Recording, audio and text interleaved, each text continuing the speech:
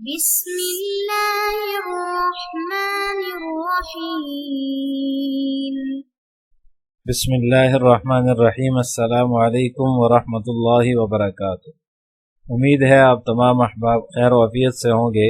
آج جلالین ثانی کا سبق نمبر 156 ہے اور اس سبق کے اندر ہم سورۃ الممتحنہ کی آیت نمبر 4 کا ترجمہ اور تفسیر پڑھیں گے۔ پہلے آیت کا ترجمہ دیکھ لیں۔ قد کانت لکم اسوۃ حسنۃ فی ابراہیم والذین معہ اذ قالوا لقومهم انا براء منکم ومما تعبدون من دون اللہ کفرنا بکم وبدا بیننا وبینکم العداوۃ والبغضاء ابدا حتی تؤمنوا باللہ وحدہ الا قول ابراہیم لأبیہ لأستغفرن لک وما املک لک من اللہ من شیء ربنا علیک توکلنا وإلیک انبنا وإلیک المصیر۔ قد کانت لکم اسوۃ حسنۃ فی ابراہیم والذین معہ، تمہارے لیے ابراہیم اور ان کے ساتھیوں میں بہترین نمونہ ہے۔ اذ قالوا لقومہم انا براء منکم ومما تعبدون من دون اللہ، جب انہوں نے اپنی قوم سے کہا تھا کہ ہمارا تم سے اور اللہ کے سوا تم جن کی عبادت کرتے ان سے کوئی تعلق نہیں ہے۔ کفرنا بکم وبدا بیننا وبینکم العداوۃ والبغضاء ابدا، ہم تمہارے منکر ہیں، یعنی تمہارے عقائد کے منکر ہیں، اور ہمارے اور تمہارے درمیان ہمیشہ کے لیے دشمنی اور بغض پیدا ہو گیا ہے۔ حتی تؤمنوا باللہ وحدہ الا قول ابراہیم لأبیہ لاستغفرن لک، یہاں تک کہ تم صرف ایک اللہ پر ایمان نہ لے آؤ۔ الا قول ابراہیم لأبیہ لاستغفرن لک وما املک لک من اللہ من شیء، البتہ ابراہیم نے اپنے باپ سے یہ ضرور کہا تھا لاستغفرن لک، میں آپ کے لیے اللہ سے مغفرت کی دعا ضرور کروں گا۔ وما املک لک من اللہ من شیء،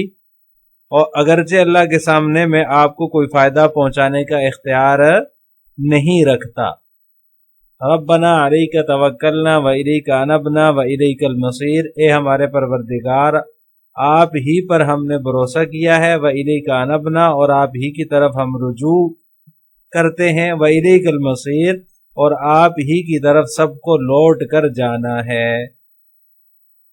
عزیز طلبہ، اس آیت کریمہ کے اندر اللہ تبارک و تعالیٰ نے مومن بندوں کو کفار سے دوستی نہ کرنے کی ہدایت فرمانے کے بعد اپنے خلیل حضرت ابراہیم علیہ السلام اور ان کے اصحاب جو تھے، جو ان کے ساتھی تھے، ان کا نمونہ عمل پیش فرمایا ہے کہ انہوں نے اپنے رشتہ داروں سے، اپنے کنبے سے، اپنی قوم سے یہ کہہ دیا تھا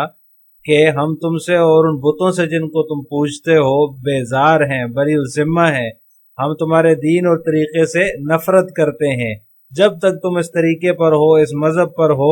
ہمیں اپنا دشمن سمجھو۔ تمہارے کفر کے سبب تو برادری کی وجہ سے تم سے بھائی چارہ اور تعلقات جو ہے وہ ہم بحال نہیں کر سکتے، ہم تعلقات نہیں رکھ سکتے۔ مطلب انہوں نے اپنی قوم سے اور اپنے قبیلے سے برات کا اظہار کر دیا تھا، یعنی کہ ان سے کہہ دیا تھا کہ ہمارا اور تمہارا کوئی رشتہ نہیں ہے۔ حضرت ابراہیم علیہ السلام کی جو قوم ہے اور ان کے جو والد تھے آزر، ان سے مباحثوں کو قرآن کریم نے جگہ جگہ جو ہے وہ ذکر فرمایا ہے۔ انہی باتوں میں سے ایک بات یہ بھی ہے جو ان کی مباحثے کی بات ہے، یعنی ابراہیم علیہ السلام اور ان کے ساتھیوں نے بغیر کسی جو ہے وہ لگی لپٹی کے اپنی قوم کے سامنے یہ اعلان کر دیا تھا کہ ہم تم سے اور تمہارے معبودوں سے جن کی تم اللہ کے سوا عبادت کرتے ہو ان سے بیزار ہیں۔ اس اعلان کے ساتھ انہوں نے یہ بھی کہہ دیا کفرنا بکم، ہم تمہارے منکر ہیں، ہم تمہارے دین کو نہیں مانتے، ہم تمہارے درمیان جو ہے وہ تمہارے درمیان جو ہے وہ بغض ہے۔ عداوت والبغضاء، عداوت ہے، دشمنی ہے، اور بغض ہے ابدا، اور یہ عداوت اور یہ دشمنی ہمیشہ رہے گی جب تک تم اللہ وحدہ لا شریک پر ایمان نہیں لے آتے ہو۔ حتی تؤمنوا باللہ وحدہ، اللہ پر ایمان نہیں لے آتے ہو اس وقت تک جو ہے وہ ہم تمہارے دشمن ہیں، ہمیں اپنا دوست یا اپنا رشتہ دار مت سمجھو۔ اہل ایمان کو بھی جو ہے وہ اسی طرح واضح طور پر، کھلے طور پر اپنے ایمان کا اعلان کرنا چاہیے، کافروں کے سامنے جھکنا نہیں چاہیے، اور ان سے ایسی ملاقاتیں نہیں کرنی چاہیے جس سے یہ پتہ چل رہا ہو کہ ان سے دوستی ہے، یا یہ کہ وہ بھی دین حق پر ہیں، یعنی دیکھنے والے کو یہ لگے کہ یہ ان کے دین کی تائید ہو رہی ہے، ان کے عقائد کی تائید ہو رہی ہے، یا یہ کہ ہمارا دین کمزور ہے اس لیے ہم جو ہے وہ جا کر ان سے مل رہے ہیں تاکہ ان کی طاقت سے جو ہے وہ ہم جو ہے وہ ان کے غصے سے یا ان کے رعب سے ہم ان سے جا کر خفیہ ملاقاتیں کریں۔ اس سے جو ہے وہ اللہ تعالیٰ نے منع فرمایا۔ یہ سب چیزیں ایمان کے خلاف ہیں۔ ڈنکے کی چوٹ پر جو ہے وہ اعلان کر دینا چاہیے کہ ہم تم میں سے نہیں ہیں اور تم ہم میں سے نہیں ہو۔ کافروں سے کسی قسم کی موالات کا معاملہ نہیں ہونا چاہیے۔ حضرت ابراہیم علیہ السلام نے جو اپنے والد سے باتیں کی تھی ان میں سے ایک بات یہ بھی تھی لَأَسْتَغْفِرَنَّ لَكَ، کہ میں تمہارے لیے استغفار کروں گا، اور فرمایا اس سے اگلے حصے میں ہے وَمَا أَمْلِكُ لَكَ مِنَ اللَّهِ مِنْ شَيْءٍ، یہ بھی ساتھ بتا دیے کہ میں تمہارے لیے اللہ کی طرف سے کسی چیز کا مالک نہیں ہوں، یعنی ایمان قبول نہیں کرو گے اور کفر ہی اختیار کیے رہو گے تو میں اللہ کے عذاب سے تمہیں نہیں بچا سکتا۔ اس میں مغفرت کی دعا کا جو وعدہ ہے لَأَسْتَغْفِرَنَّ لَكَ، میں تمہارے لیے مغفرت کی دعا کروں گا، انہوں نے جو ہے وہ دعا کی بھی تھی، انہوں نے جو ہے وہ جو دعا مانگی تھی اس کو اللہ تعالیٰ نے سورۃ الشعراء کے اندر ذکر فرمایا ہے وَاغْفِرْ لِأَبِي إِنَّهُ كَانَ مِنَ الضَّالِّينَ، اے میرے پروردگار میرے والد کی مغفرت فرما دیجئے، وہ گمراہوں میں سے ہے۔ بعض علماء نے اس کا یہ جو ہے وہ مطلب بتایا ہے، یہ تشریح کی ہے کہ اے اللہ ان کو ایمان کی توفیق دے دے، وغفر سے ایمان کی توفیق جو ہے وہ اللہ تعالیٰ سے انہوں نے اپنے والد کے لیے مانگی۔ لیکن سورہ توبہ کے اندر ہے کہ جب حضرت ابراہیم علیہ السلام کو یہ پتہ چل گیا، واضح ہو گیا کہ یہ اللہ کا دشمن ہے اور یہ ہمیشہ رہے گا، یعنی کہ کفر پر ہی قائم رہے گا، کبھی اس کو ایمان کی دولت نصیب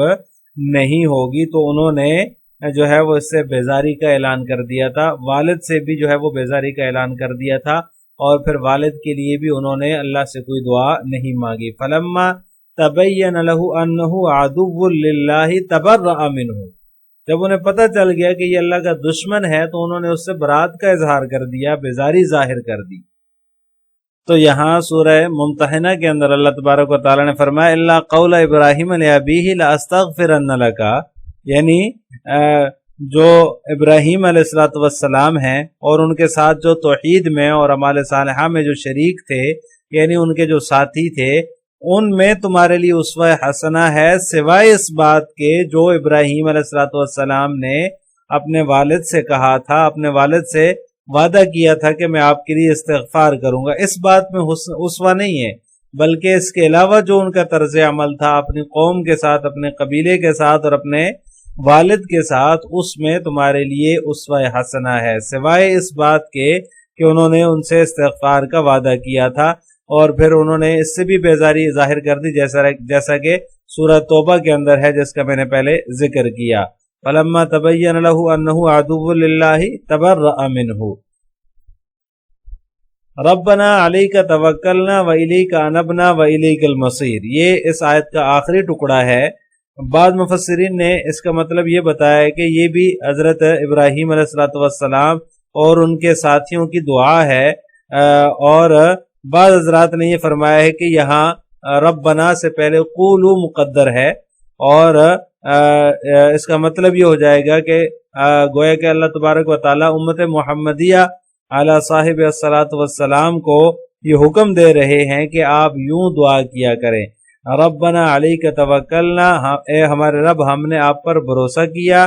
وإلیک انبنا، اور آپ ہی کی طرف رجوع کیا، وإلیک المصیر، اور آپ ہی کی طرف جانا ہے۔ یعنی یہ دعا جو ہے اس کے حوالے سے مفسرین کے دو قول ہیں۔ ایک قول یہ ہے کہ یہ بھی حضرت ابراہیم علیہ السلام اور ان کے ساتھیوں کی دعا ہے، اور دوسرا قول یہ ہے کہ یہ جو خطاب ہے وہ یہ امت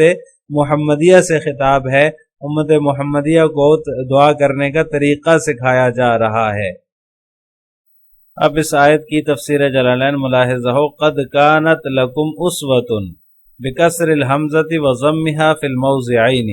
قدوۃ۔ یہ اسوۃ کی تحقیق مصنف ذکر فرما رہے ہیں کہ اسوۃ بھی ہے اور اسوۃ بھی ہے، یعنی حمزہ کے ضمہ کے ساتھ بھی ہے اور حمزہ کے کسرہ کے ساتھ بھی ہے، دونوں جگہوں پہ۔ ایک جگہ تو یہ ہے اور دوسری جگہ اگلی آیت میں آ رہی ہے، آگے آیات میں آ رہی ہے۔ قدوۃ اس کا معنی بیان فرما دیا کہ بہترین نمونہ ہے، حسنۃ بہترین، فی ابراہیم، ابراہیم علیہ السلام کے طرز عمل میں، ای بھی قولا و فعلا، کس اعتبار سے نمونہ ہے؟ یعنی قولا اور فعلا تمہارے لیے، ان کے قول میں اور ان کے فعل میں تمہارے لیے نمونہ ہے۔ والذین معہ، اور ان لوگوں کے قول و فعل میں بھی جو ان کے ساتھی تھے، جو ان کے ساتھ توحید میں اور اعمال صالحہ میں شریک تھے، من المؤمنین، یعنی کہ جو ان کے ساتھ ایمان والے تھے۔ اذ قالوا لقومہم انا براء، جب انہوں نے اپنی قوم سے کہا کہ ہم تم سے بری ہیں، بیزار ہیں۔ جمع بریء کظریف، مصنف فرماتے ہیں براء جو ہے یہ بری ان کی جمع ہے، جیسے کہ ظریف کی جمع ظرفاء آتی ہے، اسی طرح بری ان کی جمع براء آتی ہے۔ منکم، تم سے، ومما تعبدون من دون اللہ، اور ان سے بھی جو اللہ کے علاوہ تم جن کی عبادت کرتے ہو۔ کفرنا بکم، ہم تمہارے منکر ہیں، انکرناکم اس کا معنی منکر ہے، یعنی کہ ہم تمہارے منکر ہیں، تمہارے عقائد کے منکر ہیں۔ وبدا بیننا وبینکم العداوۃ والبغضاء ابدا، اور ہمارے اور تمہارے درمیان ہمیشہ کے لیے بغض و عداوت ظاہر ہوگی۔ بتحقیق الحمزتین وابدال الثانیۃ واوا، دونوں حمزوں کی تحقیق کے ساتھ، یعنی البغضاء ابدا کے اندر دو جو حمزے آ رہے ہیں اس کے ساتھ بھی اس کو پڑھا گیا ہے، وابدال الثانیۃ واوا، اور دوسرے کو واو سے بدل کر بھی پڑھا گیا، یعنی ابدن کی جگہ وبدن بھی پڑھا گیا ہے۔ حتی تؤمنوا باللہ وحدہ، یہاں تک کہ تم اللہ وحدہ لا شریک پر ایمان لے آؤ، الا قول ابراہیم، سوائے ابراہیم علیہ السلام کے اس قول کے، لأبیہ جو انہوں نے اپنے والد سے کہا، لأستغفرن لک، کہ میں تمہارے لیے استغفار کروں گا۔ مستثنى من اسوۃ، ای فلیس لکم التعصی بہ فی ذلک بان تستغفروا للکفار۔ مصنف رحمہ اللہ تعالیٰ اس کی تشریح اور تفسیر فرما رہے ہیں کہ یہ جو قول ہے یہ جو ہے وہ مستثنیٰ ہے، اسوہ سے مستثنیٰ ہے، یعنی کہ اسوہ میں یہ قول ان کا شامل نہیں ہے، یعنی لا استغفرن لک کے اندر تمہارے لیے اسوہ نہیں ہے۔ فلیس لکم التعصی بہ فی ذلک، اس طور پر کہ تم کفار کے لیے استغفار کرنے لگو، یعنی جس طرح انہوں نے اپنے والد سے کہا تھا، جو ان کے والد کافر تھے، ان سے کہا تھا کہ میں تمہارے لیے استغفار کروں گا، تو ان کے اس قول میں تمہارے لیے نمونہ یا اسوہ نہیں ہے۔ اس کے علاوہ جو ان کے قول و فعل تھا اس میں، اور جو ان کے ساتھیوں کا قول و فعل تھا اس میں تمہارے لیے اسوہ ہے۔ وقولہ وما املک لک من اللہ ای من عذابہ، اور ان کا قول وما املک لک من اللہ من شیء، اور میں خدا کے سامنے کسی چیز کا اختیار نہیں رکھتا، ای من عذابہ و ثوابہ، یعنی کہ میں جو ہے وہ اللہ کے سامنے، خدا کے سامنے اس کے عذاب اور اس کے ثواب میں سے کسی چیز کا اختیار نہیں رکھتا، من شیء کسی چیز کا، کنا بہ عن انہ لا یملک لہ غیر الاستغفار فہو مبنی علیہ مستثنی من حیث المراد منہ وان کان من حیث ظاہرہ مما یتعصی فیہ۔ مصنف رحمہ اللہ تعالیٰ اس کی تشریح کرتے ہوئے فرماتے ہیں کہ ابراہیم علیہ السلام نے اپنے اس قول سے، ما املک لک جو ان کا قول ہے، اس قول سے انہوں نے اس بات کی طرف کنایا کیا ہے کہ وہ اس کے لیے سوائے استغفار کسی چیز کے مالک نہیں ہے۔ فہو مبنی علیہ مستثنی من حیث المراد منہ، آگے مصنف رحمہ اللہ تعالیٰ اس کی ترکیب ذکر فرما رہے ہیں کہ یہ جو ما املکو ہے، اس میں یہ ما املکو اصل میں لأستغفرن کے اوپر عطف ہے، اس پر معطوف ہے، اور یہ باعتبار مراد کے مستثنا ہے۔ وَإِنْ كَانَ مِنْ حَيْثُ ظَاهِرِهِ مِمَّا يَتَعَصَّى فِيهِ، اگرچہ یہ جو ما املکو ہے اپنے وضعی معنی کے اعتبار سے ان میں سے ہے جس کی اقتداء کی جائے، مِمَّا يَتَعَصَّى فِيهِ قُلْ فَمَنْ يَمْلِكُ لَكُم مِّنَ اللَّهِ شَيْئًا، جیسا کہ اللہ تعالیٰ کا فرمان ہے قُلْ فَمَنْ يَمْلِكُ لَكُم مِّنَ اللَّهِ شَيْئًا وَإِسْتِغْفَارُهُ لَهُ قَبْلَ أَن يَتَبَيَّنَ لَهُ أَنَّهُ عَدُوٌّ لِلَّهِ، اور حضرت ابراہیم علیہ السلام کا اپنے والد کے لیے استغفار کرنا جو حضرت ابراہیم علیہ السلام پر اس کے اللہ کا دشمن ظاہر ہونے سے پہلے تھا، قبل ان یتبین لہ انہ عدو للہ،